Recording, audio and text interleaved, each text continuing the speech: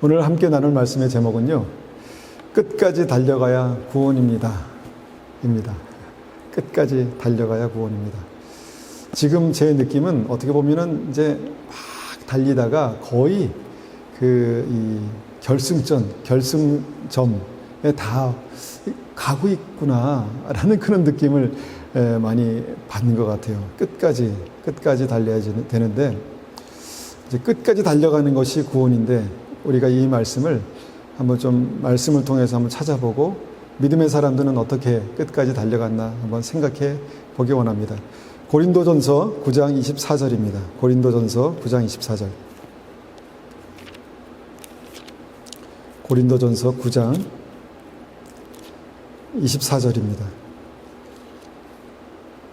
24절에서 27절까지 제가 받들어 읽겠습니다. 운동장에서 다름질하는 자들이 다 달릴지라도 오직 상을 받는 사람은 한 사람인 줄을 너희가 알지 못하느냐? 너희도 상을 받도록 이와 같이 다름질하라. 이기기를 다투는 자마다 모든 일에 절제하나니 그들은 썩을 승자의 관을 얻고자 하되 우리는 썩지 아니할 것을 얻고자 하노라.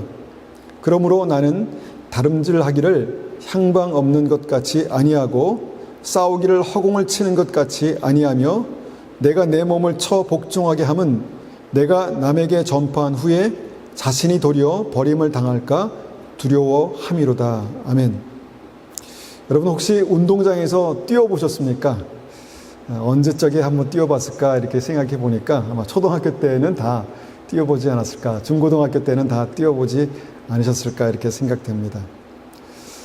달리기를 할 때를 한번 생각해 보면 8명에서 10명, 많게는 15명이 이제 쭉 서죠.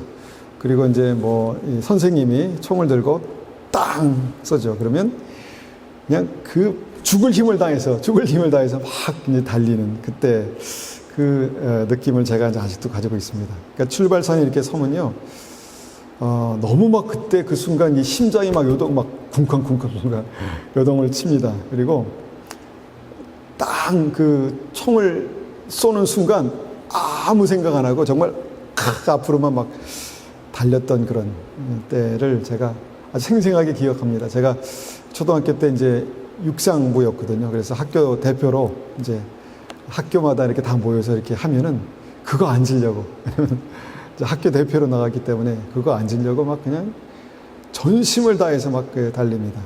그래서 아직도 그 느낌이 생생합니다.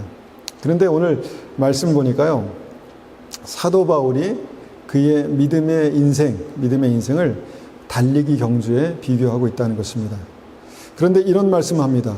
운동장에서 다 달릴지라도, 그러니까 여러 사람이 같이 달릴지라도 오직 상을 받는 사람은 한 사람이다, 이런 말씀을 합니다.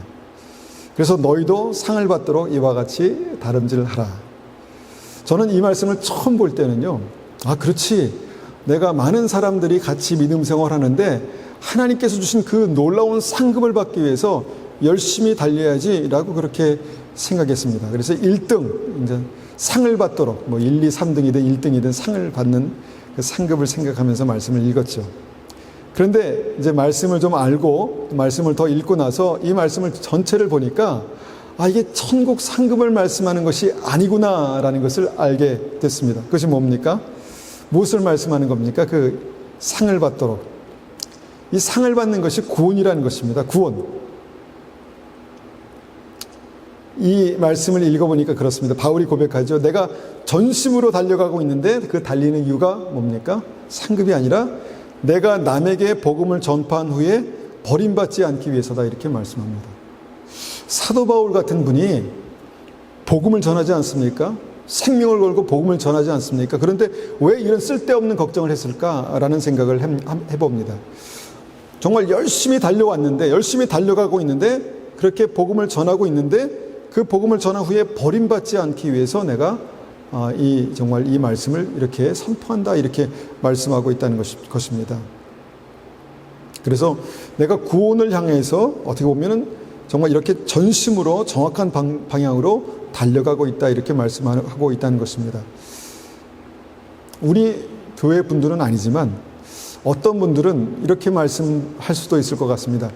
구원은 하나님의 선물인데 꼭 그렇게 힘들게 달려가야 합니까? 라고 그렇게 반문할 수 있습니다. 물론 구원은 하나님의 선물입니다. 그런데 왜 그것이 하나님의 선물이냐면요, 내가 한 거에 비해서, 내 믿음에 비해서 하나님께서 주시는 것이 너무너무 놀랍기 때문에 선물입니다. 어떤 대가를 치르고 그 구원을, 생명을, 그 놀라운 은혜를 우리가 살 수 있겠습니까? 그래서 분명히 이것은 하나님의 놀라운 선물입니다. 그런데 또 한편에서 놀라는 것은요, 그 선물을 아무나 다 받지 못한다는 것입니다. 그 선물을 아무나 받지 못합니다. 마태복음 22장에 보면 천국 비유에서 천국 잔치에 주님께서 많은 사람을 초청하십니다. 그러니까 천국 잔치를 열어서, 잔치가 뭡니까? 구원받고 천국에 들어가는 그 잔치입니다. 많은 사람을 다 오라고 하십니다. 그런데 많은 사람들이 자기의 바쁜 여러 가지 일들 때문에 오지 못한다 이렇게 말합니다. 그러니까 다시 종들을 보내서 길거리 나가서 아무나 다 오라고 합니다. 그러니까 정말 아무나 다 왔습니다. 아무나. 그래서 아무나 올 수 있는 곳이 천국 잔치입니다. 아무나 올 수 있는 것이 교회입니다. 아무나 올 수 있는 것이, 누구나 올 수 있는 곳이, 시작할 수 있는 것이 믿음입니다. 그런데 이 마태복음 22장 말씀의, 천국 비유의 말씀의 결론은 뭐냐면, 청함을 받은 자는 많되 택함을 받은 자는 적다라는 것이 결론입니다. 우리도 다 알지 않습니까? 청함을 받은 사람은 많지만, 모든 사람의 기회가 있었고 아무나 그렇게 다 올 수 있었지만, 그 중에서 택함 받고 천국에 들어가는 사람은 적다라는 것이 주님의 말씀입니다. 그러니까 천국에 들어가는 사람이 적다라는 그런 말씀이죠. 그래서 같은 맥락입니다. 오늘 많은 사람이 달리지만, 많은 사람들이 운동장에서 달리지만 상을 받는 사람은 적다라고 말씀하시는 사도 바울의 이 말씀과 같은 맥락에서 우리가 이 말씀을 이해할 수 있습니다. 그리고 성경은요, 여러 곳에서, 우리가 다 알고 있는 바처럼 여러 곳에서 이 말씀을 강조합니다. 마태복음 7장 13절에서는요, 이렇게 말씀합니다. 13, 14절, 좁은 문으로 들어가라. 멸망으로 인도하는 문은 크고 그 길이가 넓어 그리로 들어가는 자가 많고, 생명으로 인도하는 문은 좁고 길이 협착하여 찾는 자가 적음이라. 아유, 왜 이렇게 제대로 믿는 게 힘들어? 이렇게 신앙생활하는 게 힘들어야 정상입니다. 좁은 문으로 들어가는 사람들은요, 너무 길이 좁고요, 협착하고 힘들어서, 이게 왜 이렇게 좁아? 그게 정상이라니까요. 그게 맞는 것입니다. 그런데 쉽게 가는 사람들은 뭡니까? 쉽게 가는 사람들은 어떤 말씀을 붙들고 가는 것입니까? 저는 이 말씀에서 분명하게 내가 생명의 길로 가고 있다면, 내가 좁고 협착한 길로 가고 있다면 힘들어야 정상입니다. 그래야 정상인 것입니다. 근데 여러분, 제가 항상 이 말씀과 짝을 이루어서 함께 읽는 말씀이 있죠. 누가복음 13장 24절입니다. 누가복음 13장 24절 보면, 좁은 문으로 들어가기를 힘쓰라. 내가 너희에게 이르노니 들어가기를 구하여도 못하는 자가 많으리라. 자, 좁은 문에 들어가기로 이제 힘쓰는 사람들이 있습니다. 적은 사람들이 있어요. 근데 그 사람들 중에서도 들어가기를 구하여도 못하는 자가 어떻습니까? 많다라는 겁니다. 그럼 결과적으로 좁은 문에 들어가는 사람들은 적다는 것입니다. 힘들다는 것입니다. 구원이 선물인데 뭐 이렇게 힘듭니까? 라고 그렇게 말할 수 있는데요, 정말 나를 쳐서 복종시키고 믿음 안에 서서 주님을 따라가는 것이요, 그렇게 그냥 호락호락한 일이 아니라는 것입니다. 또한 빌립보서 2장 12절에 우리에게 이렇게 말씀하시죠. 그러므로 사랑하는 자들아. 자, 사랑하는 자들이 누굽니까? 예수 믿고 구원받고 영생을 얻는 자들 아니겠습니까? 하나님께서 정말 부르신 자들 아니겠습니까? 그러므로 사랑하는 자들아, 항상 복종하여 두렵고 떨림으로 너의 구원을 이루라. 우리가 구원받는 것이 기쁨이고 소망이고 너무너무 쉬운 일이라면 왜 항상 복종하고 두렵고 떨림으로 구원을 이루어야 합니까? 여러분, 우리에게 항상 복종하여 두렵고 떨림이 있어야 좁은 문에 들어갈 수 있습니다. 뭔가 날마다 뭔가 살아가는 것이 그냥 쉽고 믿음 생활하는 것이 쉬우면요, 좁은 문으로 들어가는 것이 아닐 수도 있습니다. 좁은 문으로 들어가려 해도 들어가지 못하는 사람이 많다라고 말씀하는데, 내가 그렇게 들어가지 않는다면 여러분 못 들어갈 수 있다는 것입니다. 내 안에 떨림이 있어야 합니다. 두렵고 떨림이 있어야 합니다. 주님 앞에서. 이것을 영어로 보니까 두렵고 떨림으로 너의 구원을 이루라, 이 말을 영어로 보니까요, work out your own salvation 이렇게 말합니다. 너의 구원을 work out, 이루어 가라 라고 그렇게 말합니다. 두렵고 떨림으로 너의 구원을 이루어 가라는 것입니다. 그러니까 미래형으로 말하고 있는 것이죠. 그러면 우리의 삶이요, 주님 앞에서 두렵고 떨림으로 좁은 문으로 날마다 향하여 들어가는 것이 여러분 구원받는 믿음이고요. 사도 바울이 그렇게 지금 달리고 있는 것입니다. 그 마음으로 달리고 있는 것입니다. 여러분 달리고 있습니까? 그렇게 달리고 있습니까? 사도 바울 같은 분이 너희가 복음을 전하고 나중에 버림받을까 두려워합니다. 이렇게 말합니다. 복음을 전한 사람이 버림받을까 두려워하는 것이 그 말도 됩니까? 말이 안 되죠. 그런데 사도 바울은요, 그것을 걱정했습니다.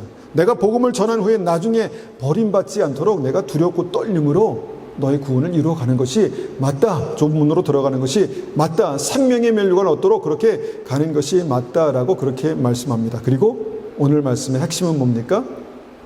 끝까지 달려가는 것이 믿음이다라는 것입니다. 많은 사람들이 달려간다고 합니다. 달린다고 말하죠. 많은 사람이 열심히 달린다고 말합니다. 그런데 무엇을 위해 달려갑니까? 무엇을 위해 달리고 있습니까? 내가 만약 열심히 달려간다고 하면 무엇을 위해 달려가나 한번 생각해 보십시오. 많은 크리스찬들이요, 성공을 위해 달려갑니다. 내가 크리스찬으로서 앞에 수식어가 붙는데, 그런데 결국은 나의 성공을 위해서 내가 달려가고 있습니다. 부지런히 열심히 행복을 위해서 달려갑니다. 하나님께서 주신 축복을 누리기 위해서, 행복하기 위해서 달려간다는 것입니다. 여러분, 나의 미래, 하나님께서 주신 계획들, 미래를 위해서 달려간다고 합니다. 달려갑니다. 열심히 달려갑니다. 그런데 그것이 구원과 어떻게 관련이 있습니까?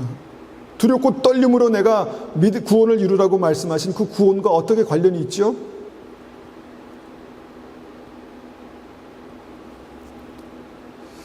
많은 사람들이 이 믿음에 대해서, 이 구원에 대해서 너무 쉽게 당연하게 받았다라고 생각하기 때문에 아마도 나의 성공과 행복과 미래, 축복이 그렇게 소중한지 모르겠습니다. 그런데 여러분, 하나님께서 이미 우리를 축복하셨습니다.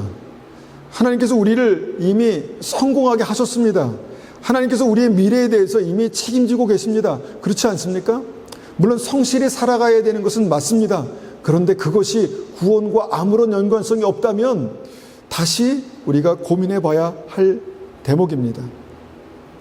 내가 두렵고 떨림으로 구원을 이루어가는 그런 삶이 아니라면, 그런 다른 박질이 아니라면 내가 무엇을 위해 달리고 있나, 내가 무엇을 위해서 지금 열심을 내고 있나, 우리가 한번 생각해 봐야 한다는 것입니다. 저는 말씀을 전할 때마다 그런 생각을 요새 많이 합니다. 구원의 날이 무척 가까웠습니다. 주님 오실 날이 무척 가까웠습니다. 어떻게 하면 우리 한 분 한 분 한 사람도 빠지지 않고 주님 앞에서 거룩한 신부로 주님 오실 때 아멘 할렐루야 주님을 만날 수 있는 그런 믿음으로 설 수 있을까 많이 고민합니다. 저도 그렇게 하려고 두렵고 떨림으로 주님 앞에 섭니다. 아무렇게나 생각하지 않고요, 아무렇게나 살지 않으려고 굉장히 신중하게 노력합니다. 우리 한 분 한 분도 그렇게 하시죠? 그러고 계시죠? 주님 오실 때가 무척 가까웠습니다. 무척 가까웠습니다. 그런데 분명히 말씀드립니다. 내가 지금 달려가는 목적이 사도 바울이 달리는 목적과 같을 때 그것이 구원입니다.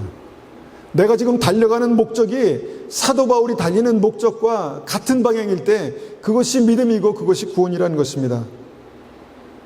그래서 우리가 이 말씀을 가지고 다시 한번 우리의 달리는 목적과 방향을 한번 교정해 보기 원합니다. 여러분 한번 생각해 보죠. 구원을 향해 달리는 것이 무엇일까요?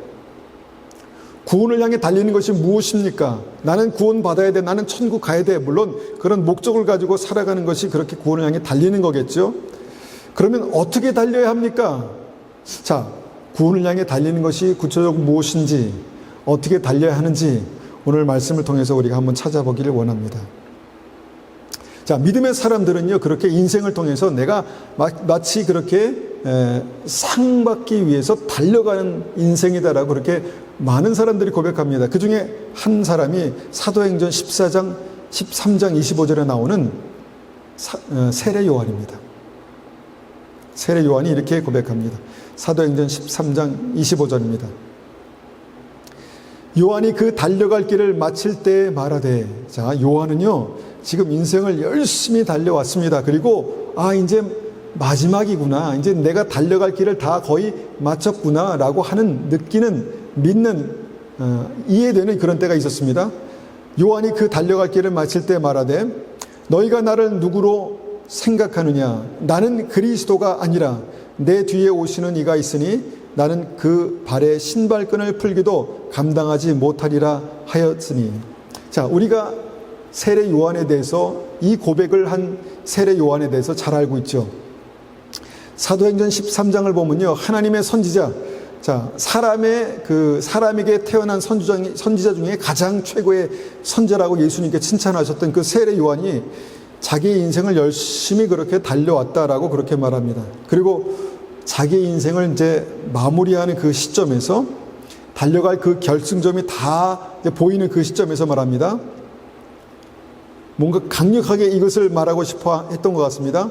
나는 그리스도가 아니다. 나는 그리스도가 아니다. 당시 수많은 사람들은요, 예수님을, 그리스도를 갈망했습니다. 그리고 세례 요한의 능력과 세례 요한의 말씀과 사역을 보면서 혹시 저분이 바로 그리스도가 아닌가? 라는 그런 의혹을, 생각을 했던 것 같습니다. 그 정도로 세례 요한의 사역은 강력했습니다. 그 말씀은 강력했습니다. 많은 사람들이 세례 요한에게 몰려와서 세례를 그래서 받은 것이죠. 어떻게 보면 교계에 떠오르는 샛별, 그런 존재였습니다.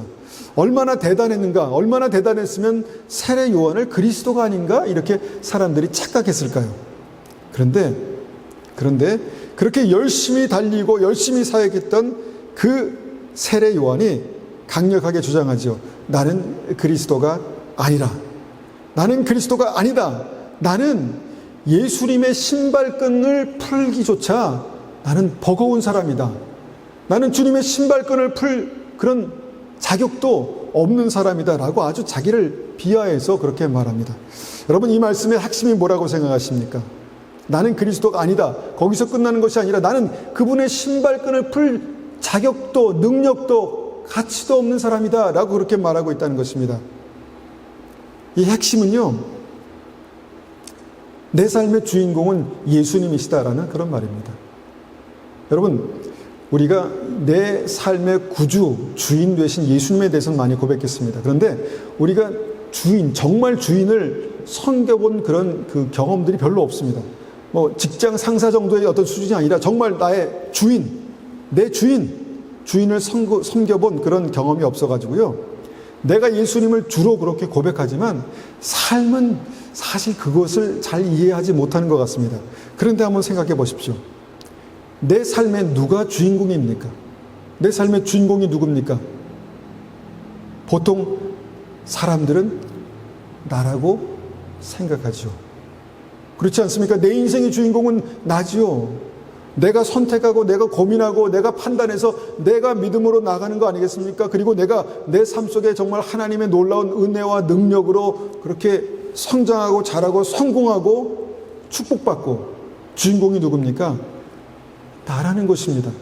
근데 크리스찬들이 굳이 그것을 정말 긍정하지 않아도요, 내 삶의 주인은 예수님입니다 라고 말하면서도 실제로 삶을 보면요, 그 삶의 주인공은 납니다. 내가 항상 그 주인공에 설 때 참 내가 뭔가 잘 살았구나 라는 생각을 들고요, 내가 그 인생의 변두리, 내 인생의 변두리에 뭔가 폼나지 않게 그렇게 있으면 나는 못 살았구나, 그렇게 생각하는 것이 보통 사람들의 생각입니다. 그런데 요한이 지금 그 부분을 얘기하고 있는 것입니다. 내 인생의 주인공은 예수님이시다라고 그 부분을 얘기하고 있는 것입니다. 나는 내 인생에서 나의 위치는 그분의 신발끈을 풀기에도 부족한 사람이다, 이런 얘기를 하고 있다는 것입니다. 여러분, 이 세례 요한의 고백이 마음에 와닿습니까? 잘 와닿지 않습니다. 잘 와닿지 않습니다. 아마 세례 요한은 특별한 사람이니까 그랬나 보다.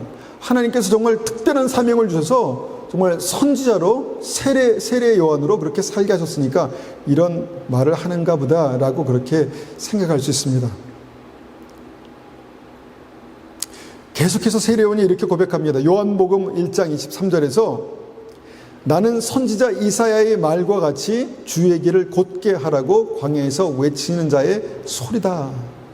나는 주님의 소리다, 그렇게 말합니다. 그러니까 인격도 없어요. 나는 주님의 단지 소리다라고 그렇게 말하고 있습니다. 자기 자신을 정말 주인의 자리에서, 주인공의 자리에서 계속해서 내려와서 나는, 나의 역할은 단지 그 주인공을 예비하는, 주인공의 길을 예비하는 광야에서 외치는 소리다, 그렇게 말하고 있다는 것입니다.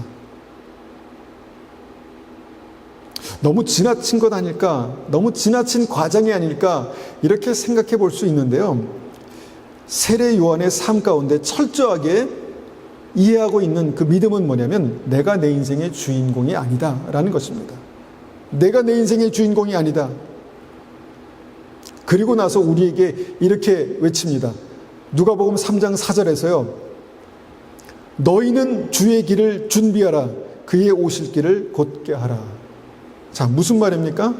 내가 그렇게 살았다. 나는 그런 존재다. 나는 그런 존재다. 내 인생의 주인공은 예수님이시다. 그리고 너희도 주님의 길을 그렇게 준비하라. 주님의 오실 길을 곧게 하라. 이렇게 말씀하고 있다는 것입니다. 저는 이 말씀을 제 마음 가운데 그렇게 들었습니다. 착각하지 마라. 착각하지 마라. 너도 네 인생의 주인공이 아니야 라는 말로 제가 말씀을 받았습니다. 제가 박수를 받든, 제가 손가락질 받든, 제가 믿음으로 주님의 일들을 감당했다면 그것은 옳은 것입니다. 타당한 것입니다. 합당한 것입니다. 왜냐하면 나는 내 인생의 주인공이 아니기 때문에, 그분이 나를 통해서 영광 받으신다면, 나를 통해서 주님께서 주님의 일들을 하신다면 그것으로 나는 감사한 것입니다. 나는 주님의 소리일 뿐이다 라고 고백한 세례 요한의 그 고백처럼 하나님 정말 그 믿음을 나에게 주십시오 라고 그렇게 순간 말씀을 준비하면서 그런 생각을 했습니다. 요한이 이렇게 철저하게 자기의 인생의 주인공이 예수님입니다 라고 그렇게 고백하고 있다는 것입니다. 그리고 이것이 믿음의 달려갈 길이다, 내가 달려온 길이다, 달려가야 할 방향이다 라고 그렇게 선포한 것이죠. 그리고 너희도 주님의 길을 그렇게 준비하라, 주님의 오실 길을 곧게 하라, 이렇게 말씀하고 있다는 것입니다. 여러분, 다시 오실 주님을 사모하십니까? 주님께서 다시 오실 것을 믿으십니까? 우리가 영원한 하나님의 나라에서 주님과 함께 영원히 살 것을 믿으십니까? 그렇다면, 그런 믿음이 있는 사람이라면 세례 요한의 이 말씀의 그 중심을 이해할 수 있어야 합니다. 머리로는 우리가 동의할 수 있지만 정말 실제로 그렇게 살기가 쉽지 않습니다. 왜냐하면 내가 내 인생의 주인공이라는 생각은요, 너무너무 자연스러운 것입니다. 너무너무 당연한 것입니다. 내가 고민하지 않아도 그냥 눈 뜨면 바로 내가 오늘 어떻게 살지, 내가 오늘 어떻게 살지, 이렇게 고민하기 시작하거든요. 내 인생의 주인공은 내가 되겠죠. 이번에 제가 한국 가서요, 처음으로 할아버지가 됐습니다. 할아버지가 됐습니다. 조카가 이제 딸을 낳아서요, 제가 고모 할아버지가 됐거든요. 고모 할아버지. 그래서 저희가 한국 가니까 이제 저희 부부가 왔다고 친척들이 다 이제 한 자리에 모였습니다. 근데 그때 그 자리에서 아주 특별한 현상이 나타났습니다. 특별한 일이, 저는 한 번도 경험해보지 못한 특별한 일이 있었습니다. 그것은 뭐냐면, 모든 가족이 조그만 어린아이의 행동과 말과 움직임에 집중합니다. 모든 사람들이 그 아이만 봅니다. 1시간, 2시간, 3시간, 하루 종일 그 아이만 봅니다. 그 웃음을 보고, 그 옹알이를 보면서, 그 행동을 보면서 울고 웃고, 울지는 않죠. 하루 종일 그렇게 집중하는, 야, 아이가 귀하긴 귀하구나, 그런 생각을 합니다. 아이가 얼마나 사랑스러운가, 얼마나 이쁜가. 그런데 제가 이제 아이를 이제 바라보면서 저도, 야, 아이가, 제가 보니까 아이를 참 좋아하더라고요. 너무 사랑스럽고 너무 이쁘고. 그런데 그런 생각이 또 한편 듭니다. 이 아이가 언제까지 모든 가족의 주인공으로 살 수 있을까 생각을 해봤습니다. 물론 많은 사랑을 받고 자라겠죠. 많은 사랑을 받고 자라겠죠. 우리가 아이 있는 분들은 아마 이 느낌을 아실 텐데. 그런데 이 아이가 자라면서 그때의 어떤 그 감격과 그때의 느낌과 그때의 어떤 그 상황으로 평생을 살아간다면 어떻게 될까요? 평생을 그렇게 살아간다면 모든 사람들의 주목을 받고 모든 사람의 사랑을 그렇게 독차지하면서 나를 모든 사람들이 바라봐주는 그 시선을 가지고 사랑의 시선을 받고 살아간다면 어떻게 될까요? 저는 이 아이가 아마도 온 세상이 자기 중심적으로 자기 중심으로 돌아간다라고 그렇게 생각할 수도 있을 것 같습니다. 뭐 그렇지는 않겠죠.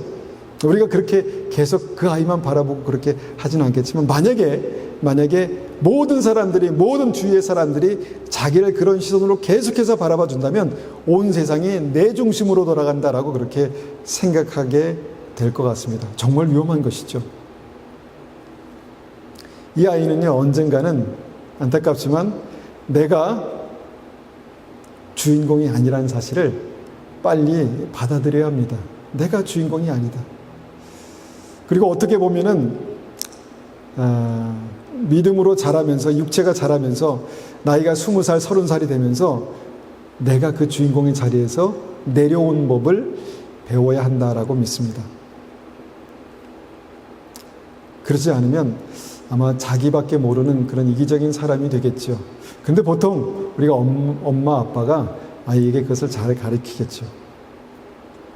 여러분, 우리의 믿음의 초기에도요, 마치 이와 같다라고 생각합니다. 마치 내가 내 인생의 주인공이 되어서 주님도 나를 주목하시고 주님께서 나를 사랑하시고 나의 모든 기도를 응답하시고 그런 일들이 나의 삶 속에 처음에 믿음의 초기에 나타나거든요. 그러면서 항상 우리는 이 찬양을 좋아하죠. 당신은 사랑받기 위해 태어난 사람. 얼마나 좋습니까? 나는 사랑받기 위해 태어난 사람이다.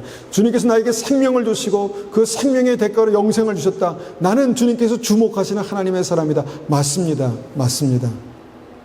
그런데요, 그 신앙이 성숙하면서 그 찬양이 어떻게 바뀌는가 하면요, 예수와 함께 나 죽었으니 예수와 함께 나 살았도다. 이렇게 바뀌는 것입니다. 믿음에도요, 어린아이의 신앙이 있고 장성한 자의 분량, 성숙한 믿음이 있다라는 것입니다. 여러분, 구원받는 진리는요, 나에게만 집중되어 있는 믿음에서 주님만 집중할 수 있는 그런 믿음으로 바뀌는 것입니다. 내가 내 인생의 주인 그 자리에서 내가 온전히 주목받고 내가 온전히 사랑받는, 물론 주님께서 나를 사랑하십니다. 그런데 내 생각이, 내 마음이, 내 사고방식이 그렇게만 고정되어 있다면 그것은요 성숙한 믿음이 아닙니다. 구원을 향해서 나아가는 믿음이 아닙니다. 내 인생에 예수님께서 행하신 일들을 바라볼 수 있는 믿음, 내 인생의 주님이 누구신지를 바라볼 수 있는 믿음이 성숙한 믿음입니다. 그럼에도 불구하고 많은 크리스찬들이요, 성숙했나라고 그렇게 생각해도 내 인생의 주인공은 나야 라고 그렇게 노래하며 다닙니다. 내 인생의 주인공은 나야 나, 뭐 그런 노래가 있죠. 그런데 인생의 어떤 그 믿음의 선배들이 그 믿음의 경주를 달려가서 결승점에 와 보니까, 열심히 달려와서 뒤를 돌아다 보니까 구원받는 그 믿음의 삶의 중심에는 내가 아니라 주님께서 계시다라는 것을 발견하는 것이 믿음입니다. 지금 그때가 되었습니다. 지금 그때가 되었습니다. 주님 오실 때가 가까운데 여전히 내가 내 인생의 주인공이 되어서, 내 인생의 주인이 되어서 내 삶을 그렇게 나 혼자 힘겹게 뭔가를 만들어 간다면, 여러분, 내 인생의 주인공은 나로 그냥 있는 것입니다. 그런데 내 인생의 주인공은 주님이십니다. 그것이 성숙한 믿음입니다. 여러분, 사단은 계속해서 내 인생의 주인은 너야, 네가 주인이야, 네가 선택하는 거야 라고 그렇게 우리에게 말합니다. 그러나 우리의 삶의 주인이 되신, 구주가 되신 주님이 우리의 삶에 오셨습니다. 사단은요, 자기 인생이 자기의 것이라고 주인인 줄 착각하는 사람에게 가장 쉽게 접근합니다. 그래서 사단 마귀가 누군가요? 스스로 높아져서 스스로 교만해서 결국 버림받은 존재 아닙니까? 그런데 자기가 스스로 높아지면, 자기가 그렇게 스스로 자기에게 집중하게 되면요, 사단과 같은 길을 가는 것입니다. 그리고 사단과 이렇게 꿍짝이 맞는 거예요. 그래서 마귀의 길을 나도 모르게 그렇게 따라갈 수 있다는 것입니다. 예수님이 나의 주인이 되시는 것이 구원입니다. 예수님이 내 인생의 주인공이 되시는 것이 구원입니다. 예수님께서 어떻게 생각하실까? 예수님께서 지금 어디 계시나? 예수님께서 지금 어디로 가시나? 그것을 고민하는 게 구원입니다. 그것이 믿음입니다. 내가 뭘 어떻게 해나, 그게 아니라 예수님이 지금 어디 계시나? 예수님이 지금 뭐라고 말씀하시나? 예수님이 내 인생을 어디로 이끌어 가고 계시나? 이것을 아는 것이 성숙한 믿음이라는 것입니다.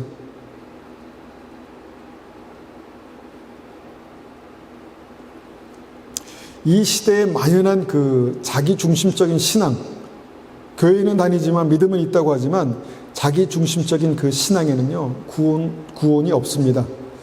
구원은 없습니다. 성경은요, 이 진리를 계속해서 전하고 계세요. 이 진리의 그 맥이 구약으로부터 신약으로 우리의 삶으로 흐르고 있습니다. 이사야서 40장 3절을 보면 이렇게 말씀합니다. 이사야서 40장 3절. 외치는 자의 소리여 이르되 너희는 광야에서 여호와의 길을 예비하라. 사막에서 우리 하나님의 대로를 평탄하게 하라. 자, 같은 말을 사실은 세례 요한이 인용한 것입니다. 나는 외치는 자의 소리다. 나는 외치는 소리다. 하나님의 대로를, 하나님의 길을 평탄케 하는 하나님의 소리다라고 그렇게 이사야 선지자가 그렇게 고백하고 있지요. 여러분, 이 진리가요, 구약의 하나님의 사람 이사야의 삶으로부터 신약의 최고의 선지자 세례 요한을 통해서 지금 이 시대에 구원받는 우리에게 그렇게 전해주고 있는 복음이라는 것입니다. 중요한 복음이라는 것입니다. 너희는 삶의 주인공이신 여호와의 길을, 주님 오실 길을 예비하라. 이것이 믿음이다 라고 그렇게 말씀하고 있는 것입니다. 주님 오실 길을 평탄케 하라, 대로를 평탄케 하라 라고 그렇게 우리에게 말씀하고 있는 것입니다. 그러면 주님께서 우리의 삶 가운데 이렇게 역사하십니다. 이사야서 40장 4절입니다. 40장 4절. 골짜기마다 도두어지며 산마다 언덕마다 낮아지며 고르지 아니한 곳이 평탄하게 되며 험한 곳이 평지가 될 것이요 여호와의 영광이 나타나고 모든 육체가 그것을 함께 보리라. 이는 여호와의 입이 말씀하셨느니라. 아멘.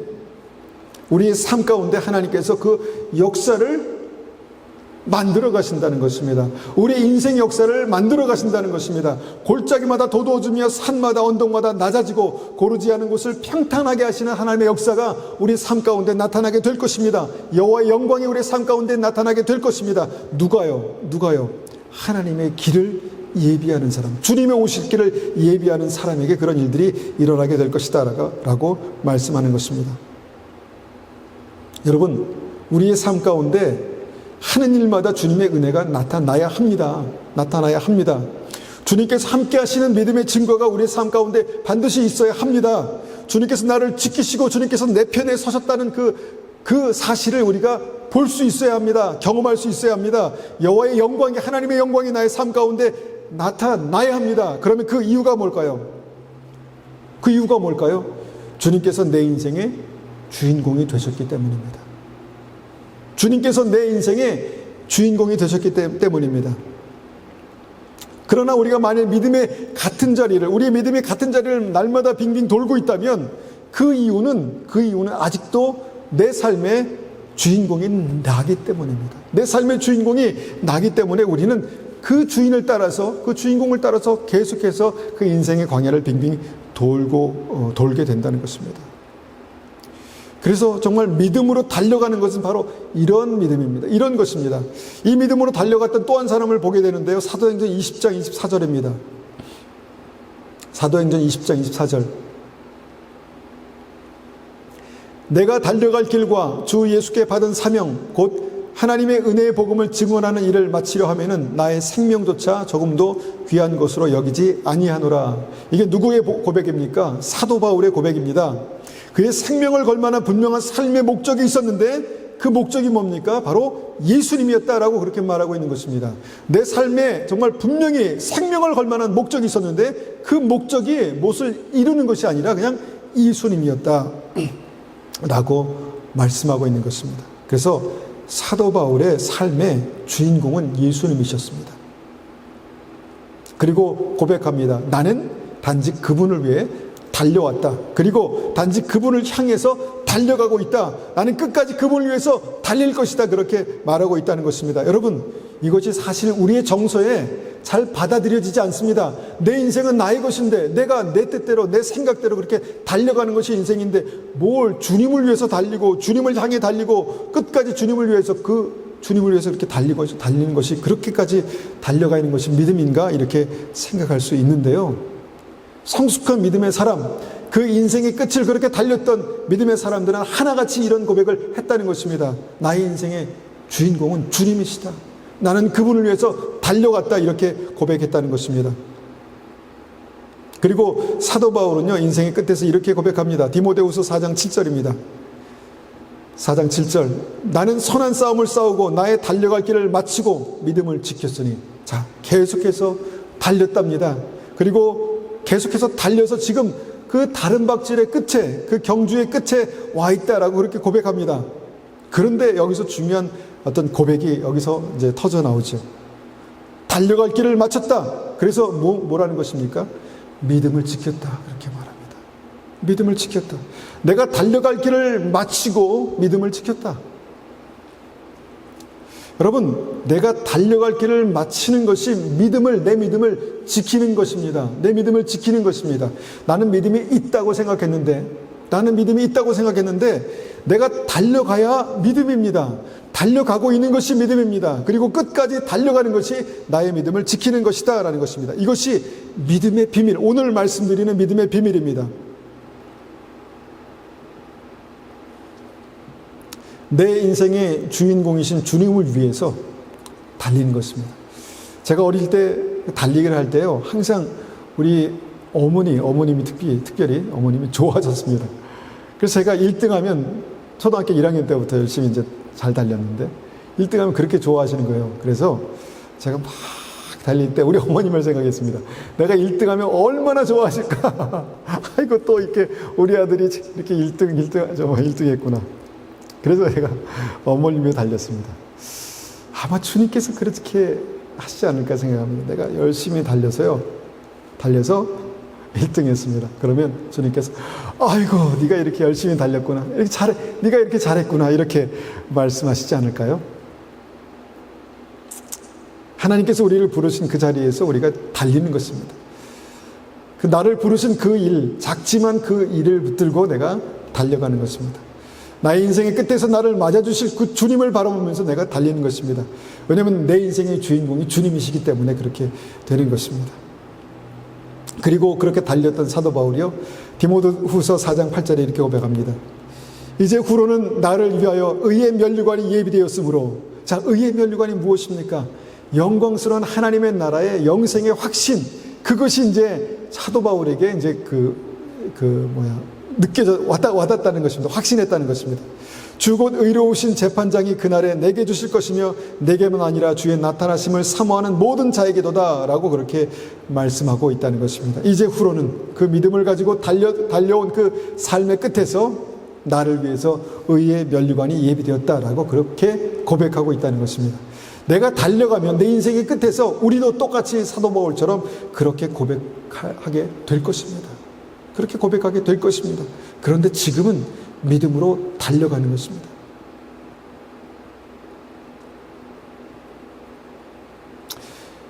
여러분, 이것이 구원받는 믿음의, 오늘 믿음의 그 핵심입니다. 핵심. 내 삶의 주인공이신 예수님을 향해서, 내 삶의 주인공이신 예수님을 위해서 끝까지 달려가는 것이 구원이다, 믿음이다 라고 그렇게 우리가 볼 수 있습니다. 그런데요, 여러분, 여기에는요 엄청난 반전이 있습니다. 엄청난 반전. 그 반전이 뭡니까? 그 반전이 십자가입니다. 십자가. 믿음이 주님을 향하여서 주님을 위해서 달리는 것인데요. 그런데 내가 달리기 전에 주님께서 먼저 나를 위해서 달려오셨다는 것입니다. 내가 달리기도 전에 주님께서 먼저 나를 향해서 그렇게 달려오셨다는 것입니다. 나를 위해서, 나를 향해서 달려오셨습니다. 그리고 다 이뤘다라고 말씀하신 곳이 어디입니까? 바로 십자가입니다. 십자가. 십자가에서 우리가 주님을 만나지 않았습니까? 그래서 주님은 십자가를 향해서 달려오시고 십자가를 위해서 그렇게 달려오셔서 십자가에서 나에게 전부를 주셨습니다. 그리고 나를 구원하셨죠. 그래서 그 십자가에서 주님을 만나는 것이 구원입니다. 그러면 그 십자가에서 어떤 일이 일어납니까? 주님을 만난 사람들이 어떤 일들이 일어납니까? 내가 주님과 함께 죽는 것입니다. 내가 주님과 함께 죽는 것입니다. 내가 주님과 함께 죽는다는 것은 없어진다는 것입니다. 내가 없어진다는 것입니다. 십자가의 놀라운 반전이 여러분 이것입니다. 내가 항상 내 삶의 주인공이었는데 그 주인공의 자리에서 내려온다는 것입니다. 없어진다는 것이죠. 주님과 함께 십자가에 죽었는데 주님께서 내 삶 속에 그 십자가에서 다시 사셨다는 것입니다. 부활하셨다는 것입니다. 이것은 세상 사람들이 죽었다 깨나도 모르는 믿음의 비밀입니다. 죽을 때 어떻게 다시 살아납니까? 내가 죽었는데 어떻게 주님께서 사십니까? 내가 어떻게 주님과 함께 영생을 누립니까? 여러분, 이것이 비밀입니다. 그래서 우리가 주님을 위해서 그렇게 주님을 위해서 그렇게 달리고 주님을 위해서 그렇게 십자가에 죽을 수 있는 그 믿음이 바로 이 십자가의 비밀, 십자가의 반전이라는 것입니다. 십자가에서 나의 생각이 죽고요. 나의 어떤 그 고집이 죽고요. 나의 그 감정이 죽고요. 내가 그 주인공의 자리에서 죽을 때요. 주님께서 나의 삶의 주인공이 되시는 것이 믿음인데 그때 부활의 능력, 부활의 권능이 역사합니다. 나를 살리시는, 죽음에서 건지시는, 영생을 주시는 부활의 권능이 그때 나의 삶 가운데 나타난다는 것입니다. 그래서 내가 죽은 그 자리에 주님께서 주인공으로 오시는 것이 믿음이라는 것입니다. 그러면 다시 생각해 봅니다. 나의 삶 가운데 주님께서 그렇게 오셨습니까? 나의 삶 가운데 주인공으로 주님께서 살아계십니까? 여러분, 이 예배를 받으시는 주님 앞에 우리가 믿음으로 나왔습니다. 그러면 이 예배의 주인공이 누구십니까? 주님이십니까? 나의 예배의 주인공이 주님이십니까? 그러면 우리 예배는 살아있는 것입니다. 내 인생의 주인공이 주님이십니까? 그러면 나의 인생은 구원을 향해서 달려가고 있는 것입니다. 내가 손해보는 것 같지만 그렇게 달려갈 때 주님께서 우리 안에 하나님의 생명을 주시는 사랑의 역사, 주님께서 생명을 주시는 영생을 주시는 사랑의 역사, 그 부활의 능력으로 우리의 삶을 다시 일으키시는 것입니다. 이것이 십자가에서 보는 놀라운 반전입니다. 나를 부르신 그 자리에, 나를 부르신 그 일로 내가 그렇게 주님을 향해서 달려가는 것입니다. 달려가는 것이 믿음입니다.